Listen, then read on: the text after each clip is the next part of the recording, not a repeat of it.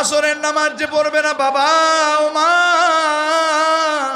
ও যুবক, আসরের নামাজ যে পড়বে না, আল্লাহ তাআলা তার শারীরিক শক্তিকে আল্লাহ নষ্ট করে দেবেন।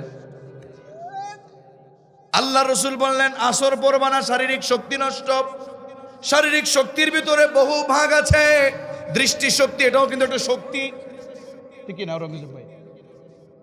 শারীরিক শক্তি এটা যদি আল্লাহ নষ্ট করে দেয়, এটার ভিতরে দৃষ্টি শক্তি, এটাও শক্তি। শ্রবণ শক্তি, কথা বলেন না কেন? কথা বলার শক্তি।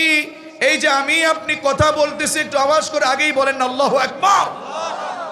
আপনি আমি যে কথা বলছি, একটা শব্দ, একটা আওয়াজ বের হতে, একটা ধ্বনি, একটা সাউন্ড বের হতে আল্লাহ তাআলা আপনার অঙ্গ প্রত্যঙ্গের 27টা স্তর পার করে একটা শব্দ আপনি বলেন, আওয়াজ করে বলেন না আল্লাহ, সাথে সাথে 27টা স্তর ভেদ করে আপনি আওয়াজ করবেন আল্লাহু আকবার।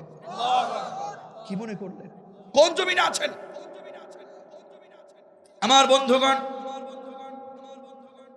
ও আমার কলিজার টুকরা ঝিনাইদহবাসী, আল্লাহ রাব্বুল আলামিন এই পৃথিবীতে আপনাকে পাঠিয়েছেন শুধুমাত্র গোলামির জন্য।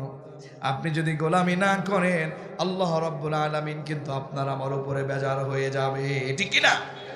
ও ঝিনাইদহবাসী, তাহলে 3 নাম্বার ওয়াক্তের নাম কি? জোরে বলেন। আর আসরের নামাজ না পড়লে শারীরিক শক্তি নষ্ট হয়ে যাবে। নষ্ট করে দেবে কে?